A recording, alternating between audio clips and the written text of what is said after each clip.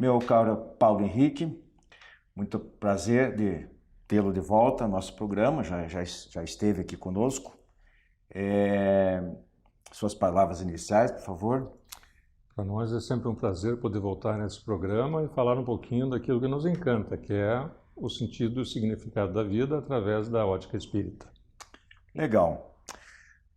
Paulo, há poucas semanas, o Supremo Tribunal Federal decidiu por 6 votos a 5, né, que as escolas públicas podem ministrar, estão autorizadas a ministrar aula, o ensino religioso, confessional, né, que é importante. Então não se trata somente de história das religiões, mas de doutrinas religiosas específicas. E eu gostaria de saber a sua opinião, se isso é motivo de comemoração ou de preocupação, principalmente para nós espíritas. Muito bem, eu tenho a impressão de que já vem tarde, porque a lei é de 1996. E as escolas particulares já ensinam religião, aquelas que são confessionais, né? Mas eu acho que é motivo de ambas as coisas. É tanto um motivo de alegria, porque religião é a reserva moral da humanidade.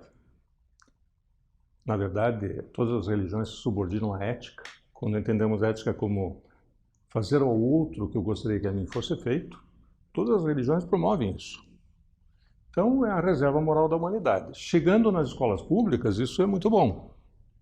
Mas, por outro lado, também é motivo de preocupação, porque quem irá ensinar? O que será ensinado?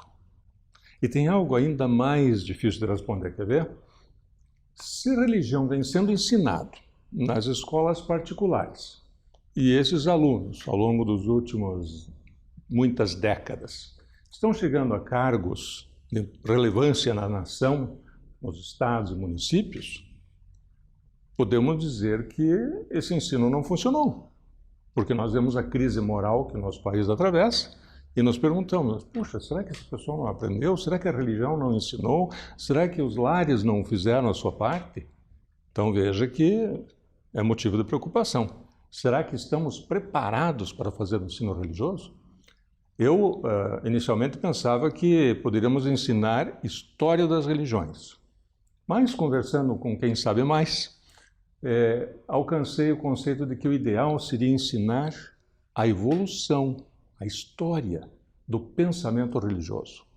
Sem igrejas, sem proselitismo, simplesmente um estudo científico, sério, histórico da evolução do pensamento religioso. O que é religião, o que é templo, o que é religiosidade, o que é igreja, né? Por exemplo, a igreja, estrutura de poder. Templo, espaço da religiosidade, mas cada um de nós é um templo vivo, né? Religião não é a busca sobre a origem e o destino do ser humano e o sentido da vida, da dor e da morte? Todas as religiões têm explicações, mas elas não coincidem. Se você conversar com religiosos diferentes, você vai sair com respostas diferentes. Exemplo, morreu, acabou. A vida é uma só. E o outro dirá, não, reencarna quantas vezes precisar para fazer evolução. Veja, então nós precisamos chegar à pergunta-chave e ensinar os nossos alunos a pensar, não o que pensar. Você falou há pouco ali usou o termo proselitismo. O rabino Newton Bonder, numa entrevista à revista Veja, do dia 11 de outubro último. Eu li. Pois é, ele disse, você deve estar lembrado, né, para o nosso telespectador que não tomou conhecimento, ele diz que esse modelo, né, ora autorizado, abre uma brecha ao proselitismo, né, e que ao se divulgar uma determinada religião, muitas vezes, talvez, em detrimento de outras, né, isso é nocivo, porque fecha o pensamento, é mais ou menos o que você estava falando, podendo levar termos usados por ele, né, a cegueira, a irracionalidade. Você concorda com ele? Sem dúvida. Há uma preocupação muito... O espírita não deve ser proselitista. O que seria o proselitismo, né? É sair por aí dizendo que a minha religião é a única que está certa. Quando, na verdade, religião é uma construção humana buscando respostas para a origem e o destino do ser humano, portanto do espírito, e o sentido da vida, da dor e da morte. É natural que haja discordância, porque é um produto humano. Né? Muitos acham, não, é uma revelação. A revelação ocorre de dentro para fora. Tudo está instalado em nós. Deus não se engana e nem falha.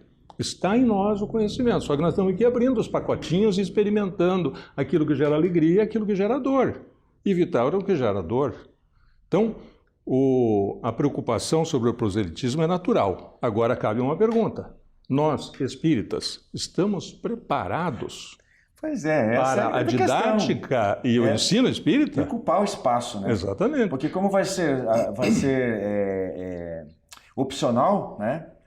Tanto a oferta como a procura, quer dizer, os alunos não terá o sentido obrigatório. A preocupação, eu acho, desse rabino, como talvez a minha ou talvez a sua, é exatamente essa, de que alguns credos, alguns segmentos que costumam ser mais agressivos na sociedade como um todo, ela simplesmente, então, vai pegar, às vezes, o teu filho que é espírita, uma hipótese, e vai, usando o termo, vai fazer a cabeça, vai começar a puxar devagarinho, daqui a pouco ele vai chegar na tua casa e vai dizer que não vai mais ao centro espírita.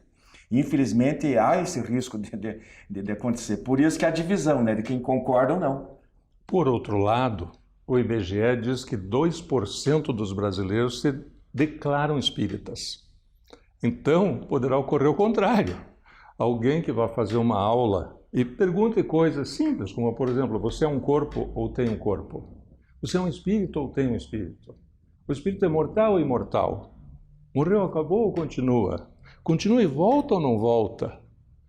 Pode ser que muitos jovens passem a se interessar, a compreender melhor, até para estabelecer um projeto de vida.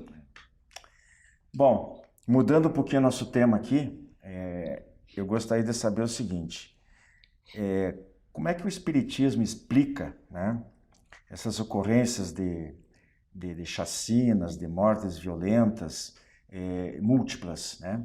Ocorreram algumas recentes nos Estados Unidos, um atirador, 59 vidas, mais de 500 feridas. Houve alguns casos aqui no Brasil, em Minas Gerais, uma creche incendiada voluntariamente, com o outro menino numa outra escola também tirou a vida de 2 ou 3 colegas. Agora, mais recente, um outro caso numa igreja americana, 26 mortes. Como é que, enfim, como é que você vê esse tipo de situação? Como é que o Espiritismo, para aquele que fica se perguntando, né? Onde é que está Deus? Por que ele permite? Por que ele não permite? Bom, essa pergunta é recorrente sempre que há uma tragédia coletiva, né? Nós escrevemos sobre isso na revista Ser Espírita, número 23, e o tema naquela época era a tragédia de Santa Maria, né? Que alguns acham que é um acidente, mas na verdade é o efeito do mau uso do livre-arbítrio, né? O mau uso do livre-arbítrio de quem concedeu a licença, dos bombeiros que fizeram a inspeção, das pessoas que utilizaram mal os recursos dentro daquela sala, dos jovens que estavam lá dentro, num espaço contido em que saía um por vez. Ou seja, é o mau uso do livre-arbítrio. Deus está onde sempre esteve, esperando que a gente aprenda a usar esse livre-arbítrio, né? Veja, lá as armas são permitidas, mas o sujeito compra 10, 20 fuzis e ninguém vê isso acontecer? Será que ninguém analisa o perfil psicológico para dar uma arma de alto poder destrutivo?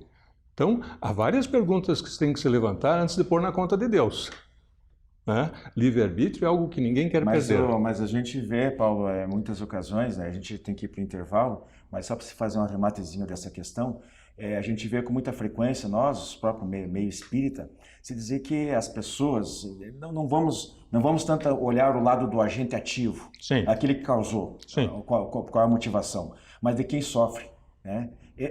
Porque se o acaso não existe, então você também acha que tudo é... Como é que fica? Isso aí é o livre-arbítrio de vidas passadas, que a pessoa se torna vítima hoje? Como é que funciona? Veja, nós combatemos a ideia do resgate, do olho por olho.